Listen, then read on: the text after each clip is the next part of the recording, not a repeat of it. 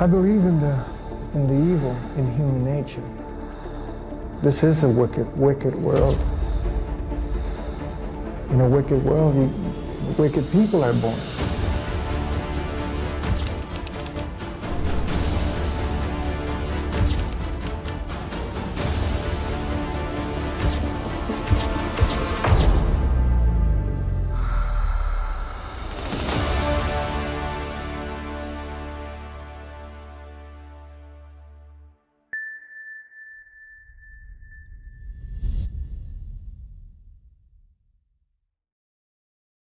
Николас Сэмюэл Марковиц родился 19 сентября 1984 года в Лос-Анджелесе, штат Калифорния, в семье Джеффа и Сьюзан Марковиц. Их дом располагался в западной части долины Сан-Фернандо в элитном районе Вест-Хиллз. Отец занимался семейным бизнесом по производству авиационных деталей, а мать была домохозяйкой. Кроме Ника, в семье было еще двое детей. Его старший сводный брат Бенджамин и сестра Лия. Ник рос тихим, спокойным мальчиком, обожал заниматься спортом, много читал и в старших классах увлекся театром. Он подавал большие надежды, и его мать Сьюзан души не чаяла в сыне. Он был самым смешным человеком на земле, у него было так много энергии. Я не знаю, что происходило у него в голове, но он делал все, чтобы нас рассмешить, вспоминала женщина. Но в случае с его старшим сводным братом Беном все было иначе. Возможно, он не был злостным нарушителем спокойствия и не желал доставлять проблемы своей семье, но его всегда манило туда, где случались неприятности. Родители изо всех сил пытались справиться с трудным ребенком и помочь ему наладить свою жизнь. После школы Бенджамин некоторое время работал вместе с отцом над их общим делом, но он все еще продолжал попадать в передряги и подавал дурной пример для Ника. Тогда глава семейства Джефф Марковиц поставил ему ультиматум: «Следуй правилам или съезжай». И Бен сделал выбор, покинув дом. Одним из друзей Бена Марковица был другой тинейджер из того же района Джесси Джеймс Голливуд.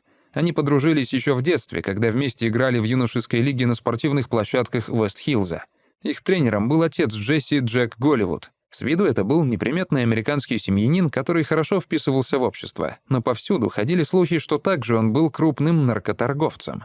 Джесси Голливуд считался хорошим бейсболистом и учился в средней школе Эль Камино Риал, одной из лучших государственных школ Калифорнии. Но на втором году обучения его исключили, а спортивная травма превратила мечты юноши в пыль.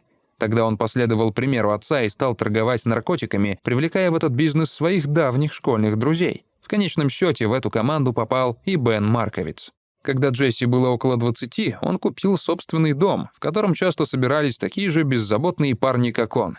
Это была одна сплошная вечеринка, где всегда были машины, красивые девушки, громкая музыка, выпивка и травка.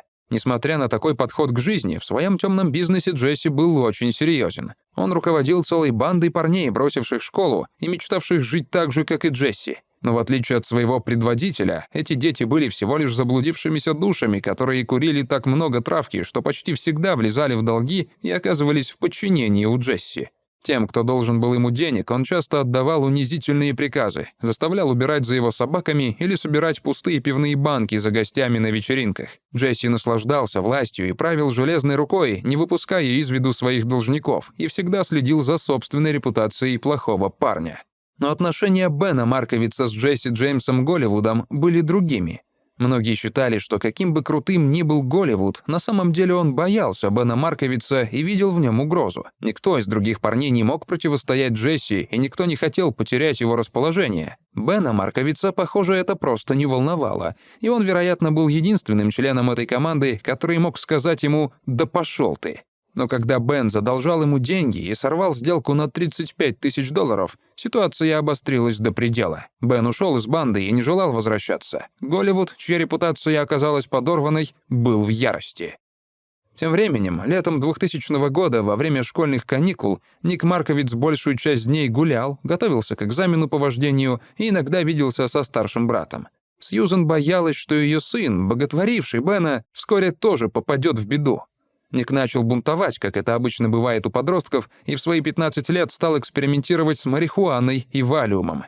Хотя родители надеялись оградить Ника от подобных преступных элементов, им это оказалось не под силу. 5 августа Ник пришел домой поздно вечером и поссорился со своими родителями, когда они и его сестра Лия подумали, что он, похоже, под кайфом, заметив что-то странное в его кармане. Но вместо того, чтобы выяснить отношения перед сном, Сьюзан и Джефф решили, что отложат разговор до утра. Однако к тому моменту, когда мать и отец проснулись, Ник уже выпорхнул из дома, чтобы избежать нравоучительной беседы. Подросток шел всего в миле от дома, когда к нему подъехал белый фургон. Из машины выскочили двое неизвестных. Они накинулись на Ника, избили его и стали заталкивать в машину. Мальчик даже не успел ничего понять. Через мгновение в салоне оказались 4 парней. Ник Марковиц, Джесси Джеймс Голливуд и 2 его сообщников, Джесси Радж и Уильям Скидмор. Похищение Ника не было их целью. В то роковое воскресенье они искали Бена, но, заметив подростка, их планы резко изменились. Джесси Голливуд и его приятели связали Ника Марковица изолентой и забрали все, что было при нем, включая недавно подаренный пейджер, на который пыталась дозвониться его мать Сьюзан, заметив, что сына нет дома. Молодые люди заверили Ника, что отпустят его, как только получат выкуп. Те деньги, которые им должен вернуть Бен. Чего Джесси и его сообщники не учли в этом принятом за долю секунды решении, так это того, что в Калифорнии похищение людей является уголовным преступлением, караемым пожизненным заключением. Похищение Ника Марковица ранним утром не осталось без внимания очевидцев. Полин Энн Махони и ее дети ехали домой с церкви, когда увидели, как группа молодых людей напала на юношу. Они его довольно сильно избили и бросили в фургон, а затем прыгнули внутрь, закрыли дверь, и фургон тронулся, вспоминала Полин. Встревоженная женщина поспешила домой, снова и снова повторяя вслух номер автомобиля. Она позвонила в 911, но ее звонок неверно идентифицировали. Вместо похищения было указано нападение, поэтому приехавшие полицейские прочесали местность в поисках жертв или участников драки, но никого не нашли. Другой звонок сделала местная студентка Розалия де ла Круз Гитау. Она позвонила в полицию с мобильного телефона через минуту после нападения и похищения, но полиция не смогла отследить номер машины. Позже Розалия сообщила, что хотя она и дала оператору службы 911 свои контактные данные, никто из полицейского управления не связался с ней для дальнейшего допроса. Сразу же после нападения Ник и его похитители отправились из Вест-Хиллз к 70 милям на север по шоссе 101 в Санта-Барбару. Сначала Ник пытался сопротивляться, но вскоре решил сотрудничать, потому что не хотел создавать проблемы себе и своему старшему брату. И, как ни странно, со временем похищение Ника приобрело вид увеселительной поездки. Вскоре ему предложили принять наркотики и выпить алкоголь. Кроме того, в Санта-Барбаре группа молодых людей посетила несколько вечеринок в разных домах, где Ник даже подружился с друзьями одного из похитителей. Многие свидетели, родители и подростки видели Ника, но никто не догадывался, что происходит нечто неправильное. Кроме того, некоторые люди знали, что Ника похитили, но не уведомили об этом полицию, потому что он, казалось, был в безопасности и веселился вместе с остальными. Наташа Адамс-Янг встретила Ника 7 августа на одной из вечеринок. Он показался ей просто еще одним членом банды, но позже в тот же день Марковиц сам объяснил ей сложившуюся ситуацию. Это была его возможность попросить помощи, но вместо этого он сказал, что все под контролем и что он здесь ради своего брата. И пока с его братом все в порядке, с ним тоже все в порядке. В течение 2 дней Марковиц курсировал по разным домам, играл в видеоигры, курил травку и пил алкоголь вместе с подельниками Джесси Голливуда, которые обещали ему вот-вот отпустить его. Он даже шутил, что это та причудливая история, о которой он в будущем расскажет внукам. Ник, казалось, не обращал внимания на реальную опасность, с которой столкнулся. Но глава банды Джесси Голливуд вскоре начал беспокоиться, осознав, что похищение 15-летнего подростка может означать очень большие проблемы. Пока Радж следил за Ником, Голливуд пытался навести справки о последствиях его импульсивного решения и общался с адвокатом своего отца Стивеном Хоггом в долине Сан-Фернандо. Разумеется, Голливуд не был до конца откровенен. Он лишь спросил адвоката о юридических последствиях похищения ребенка группы людей. В ответ Хогг сказал ему, что в соответствии с законодательством штата за это преступление они, вероятно, получат пожизненный срок. Джесси вышел от него крайне недовольным. Стивен Хогг прекрасно понимал, что происходит. После этого он связался с его отцом и сообщил об этой острой ситуации. Джек Голливуд немедленно посоветовал сыну отпустить Ника Марковица, но Джесси ничего не хотел слышать. Голливуд считал, что избавиться от Ника самым ужасным способом будет куда проще, чем поговорить с его родителями и полицией. Джефф и Сьюзан Марковиц понятия не имели, что Ника похитили. Первые несколько часов они думали, что их сын находится в гостях у друга и хочет избежать разговора о недавней ситуации с наркотиками. Но он не отвечал на их звонки, хотя это было основным правилом в семье – всегда перезванивать. В течение последующих суток обеспокоенные отец и мать опрашивали всех, с кем общался подросток. Никто не знал, что могло произойти, включая его старшего брата. Когда мы узнали, что Николас не связывался с Беном, я понял, что у нас настоящая проблема, вспоминал их отец. Через 2 дня родители обратились в полицию Лос-Анджелеса и заявили о пропаже. «Нам вообще не следовало ждать», — продолжал Джефф Марковиц. «Если вы родитель, реагируйте сразу, не ждите ни секунды. Как только вы почувствуете в своем сердце что-то неладное, сделайте что-нибудь с этим. Докопайтесь до сути, сейчас же, не ждите». Тем временем, пока родители общались с полицией, команда Джесси Голливуда сопровождала Ника в гостиницу «Лемон 3». Здесь должна была пройти последняя вечеринка, после которой на следующее утро Ника обещали отвезти домой. Ник все еще продолжал веселиться и наслаждаться вниманием. Гостям нравилась его добрая натура, и его в шутку называли «украденным мальчиком». Когда вечеринка была в самом разгаре, в дверь номера постучал неизвестный. Ник не знал, кто этот человек и почему он здесь, но банда Джесси сразу поняла, в чем заключалась его миссия, как только увидела его в дверях. Это был Райан Хойт, парень, которого можно было бы назвать воплощением мальчика на побегушках.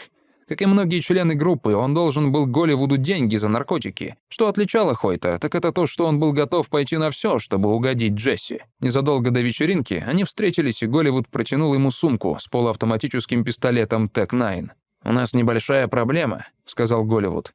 «Ты позаботишься об этом за меня, и именно так ты погасишь свой долг». Также он обещал ему заплатить за убийство Ника Марковица $400, и Хойт согласился. Последняя вечеринка Ника подошла к концу, когда рано утром 9 августа Хойт и Радж заклеили ему скотчем рот и связали руки. 2 других члена команды в это время осматривали близлежащие горы в поисках места для убийства. Они заранее выкопали могилу, а затем вернулись в отель, чтобы забрать Ника. Свидетельствовал Брюс Корл, заместитель шерифа округа Санта-Барбара. Спустя 2,5 дня после похищения 3 членов банды Голливуда вместе с Ником Марковицем отправились вверх по крутым и опасным склонам. Но на этот раз прогулка не казалась такой веселой, как это было прежде. Когда они подошли к яме, один из парней резко ударил Ника лопатой по голове, после чего Хойт вытащил пистолет и выпустил 9 пуль в живот и грудь Ника. Мальчик умер мгновенно.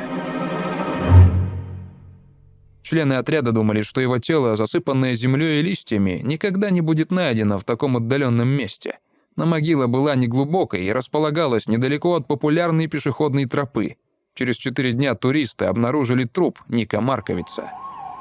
После недели мучительных поисков родители Ника узнали ужасающую новость. Детектив сообщил нам что-то вроде «Мне очень жаль, мы нашли вашего сына. Мы нашли его изрешеченное пулями тело», — вспоминала мать. «Я помню, как села и почувствовала, что меня сейчас стошнит. Кажется, я собиралась заплакать, но не позволила себе. И тут я словно впала в шок». Бен Марковиц все это время помогал искать Ника. Он не переставал раскаиваться, обвиняя себя в смерти младшего брата. «В моих худших кошмарах», — сказал он, — «я бы никогда не подумал, что такое произойдет». Вскоре Бен был арестован в связи с предыдущими обвинениями, не связанными с убийством. Он провел несколько месяцев в тюрьме и из уважения к мачехе не присутствовал на похоронах Ника.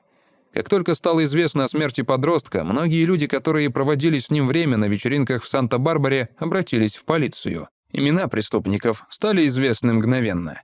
16 августа 2000 года 4 подозреваемых были арестованы по подозрению в убийстве. Но сбежавший Джесси Джеймс Голливуд не входил в эту группу. Марковицы почти каждый день присутствовали на судебных заседаниях и раз за разом видели ужасные фотографии своего убитого сына с места преступления. Райану Хойту, 20 лет, было предъявлено обвинение в убийстве Ника первой степени. Он был приговорен к смертной казни 9 декабря 2001 года. Но позже новый губернатор штата предоставил временную отсрочку 737 заключенным, приговоренным к смертной казни, включая Хойта. Он будет находиться в тюрьме до конца жизни, без права на условно-досрочное освобождение.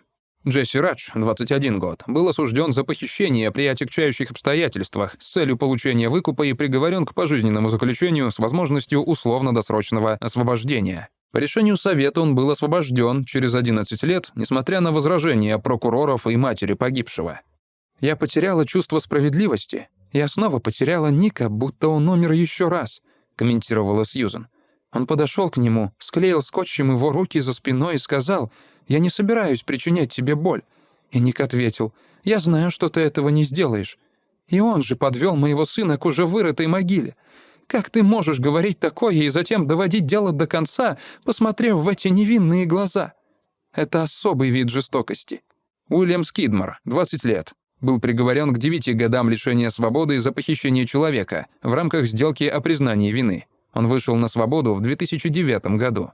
Грэм Пресли, 17 лет, был человеком, который выкопал могилу для Ника. Его судили дважды и в 2002 году признали виновным в убийстве второй степени.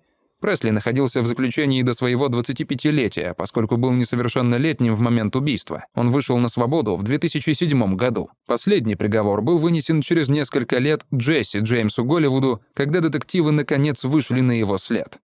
Джесси Джеймс Голливуд покинул Калифорнию сразу после убийства Ника и отправился в Колорадо-Спрингс, где когда-то жила его семья. Здесь он навестил старого друга, но когда мужчину допросили, Голливуд уже был далеко. Следователи сообщили, что через неделю после того, как тело Ника было найдено, Голливуд также поехал со своей девушкой в Лас-Вегас, остановившись в роскошном отеле «Белладжио». Затем он направился обратно в долину Сан-Фернандо. В дальнейшем его след был потерян на долгие годы. Через 8 месяцев после побега Голливуда следователи заподозрили, что его родители знают, где он скрывается. Но они не могли их арестовать или заставить сказать, где находится Джесси, поскольку не было четких доказательств того, что они ему помогают. Дело получило общенациональную огласку. Агенты ФБР распространили информацию о розыске Джесси Джеймса Голливуда по всей стране и разместили объявление о награде в размере $50 тысяч за информацию, ведущую к его поимке. Джесси Джеймс Голливуд начал становиться чем-то вроде легенды. Тем временем мать Ника, Сьюзан Марковиц, расклеивала плакаты по всему Лос-Анджелесу и просила всех, кого встречала, ей помочь. Но она едва могла держаться. «Я была в больнице, кажется, 13 раз. Пыталась покончить с собой». Наконец, через 2 года после убийства полиция получила информацию о том, что Джесси Джеймс Голливуд направился на юг, остановившись в Бразилии. Здесь он носил другое имя, и, казалось, следствие снова зашло в тупик. Но еще через несколько лет поиски Джесси Голливуда достигли международного масштаба. В полицию поступили разведданные о некоем молодом канадце, известном как Майкл Коста Жиру, проживавшем на морском побережье Бразилии в городе Сакварема. Соседи звали его Майком. Он мало говорил, но любил 2 своих собак и часто тренировался с гирями, которые держал во внутреннем дворике перед домом. Одна из соседок говорила, он всегда носил кепку и держал лицо опущенным, спрятанным, даже в своем доме. Местные знали его как парня, который начинал дерзить, как только выпивал. Мы как-то пошутили над ним. «Ты Майк, как Майк Тайсон?» — поделился один из посетителей. Он отвечал: «Нет, Майк Тайсон использует кулаки, чтобы победить своих противников. Я использую бейсбольную биту, чтобы победить своих». В баре Рио-де-Жанейро Майк встретил женщину по имени Марсия Рейс, которая была старше его более чем на 10 лет. Он сказал, что приехал в Бразилию учиться. Когда я встретила его, я подумала, что он очень молод, и он казался очень потерянным. Он много выпил, рассказала Марсия об их первой встрече. У Майка и Марсии быстро закрутился роман, и они стали жить вместе. Хотя мужчина время от времени участвовал в драках в баре, к возлюбленной, по ее словам, он относился хорошо. «Со мной он был чудесным. Он был очень милым, заботливым, внимательным и всегда был рядом. Я получала все, что хотела». Но их идиллия разрушилась, когда однажды, в марте 2005 года, Майку позвонила родственница. Двоюродная сестра, которую он не видел много лет, собиралась посетить Бразилию. Пара пришла на встречу с ней в маленькое кафе в Саквараме. Майкл и Марсия пили кофе, когда к ним неожиданно подошла совсем не та женщина, которую они ждали. Это был агент бразильских спецслужб Келли Бернардо. Майк не знал, что полиция Калифорнии тайно отслеживала его перемещения и передавала информацию. Он был удивлен, когда я подошла к нему. Когда ему сказали, что он арестован, он продолжал говорить, что это ошибка, и его имя Майкл Жиру.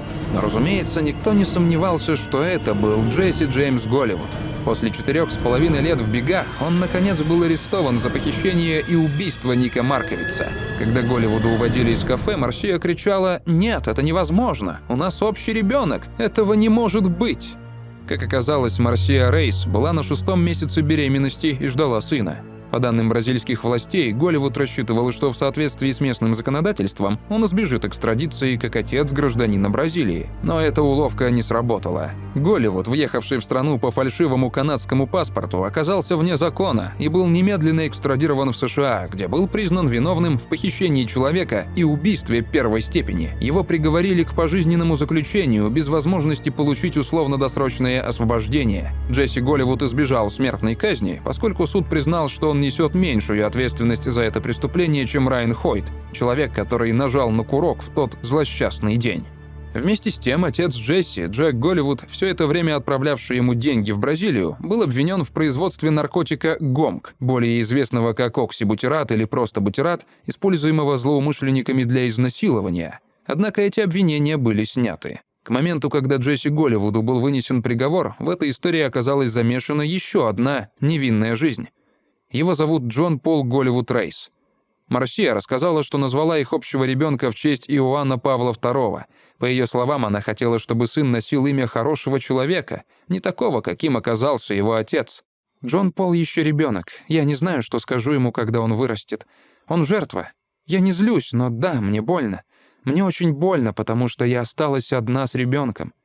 Я очень хочу поехать в Америку, чтобы Джесси увидел своего сына. Но, вероятно, они так никогда и не встретились снова. Находясь в исправительном учреждении в Сан-Диего, Голливуд начал вести переписку с гавайской женщиной по имени Мелинда Инос. Они поженились в комнате для свиданий с заключенными 19 января 2014 года. Сейчас в Калифорнии продолжает жить семья, которая также никогда больше не увидит своего убитого сына Ника. Его родители, Сьюзан и Джефф, никогда не забывали о нем и раз за разом пытались донести до общественности, что с молодыми людьми следует чаще говорить о последствиях, к которым приводят легкие деньги и подпитываемый наркотиками образ жизни, кажущийся таким заманчивым. Нам до сих пор невероятно грустно, что все эти люди куда больше беспокоились о своем месте в банде, чем о сохранении жизни подростку, который не сделал им ничего плохого. В последующие годы Сьюзан и Джефф Марковицы наладили отношения с Беном, у которого уже есть своя семья и хорошая работа.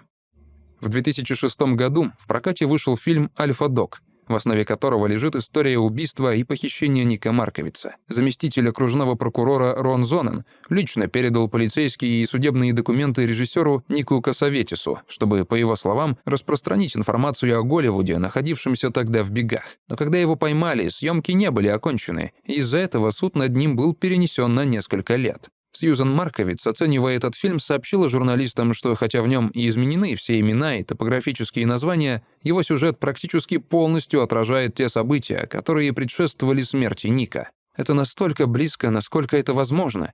Я бы сказала, на 90%. Позже, в 2010 году, Сьюзан опубликовала книгу «Мой украденный сын. История Ника Марковица». Ее научно-популярный роман привлек большое внимание в СМИ и не только увековечил память о Нике, но и пролил свет на то, как семьи справляются с такими трагическими потерями своих близких. Дорогие подписчики и гости канала, как вы думаете, получили ли преступники достаточно справедливые приговоры за то, что они сделали с Ником Марковицем? Свое мнение пишите в комментариях под видео. Кто эти страшные люди, совершающие немыслимые преступления, и как вовремя определить, что человек, с которым вы общаетесь, нарцисс или психопат? Как сохранить себе жизнь, когда вам стало понятно, что вы находитесь рядом с такой патологической личностью?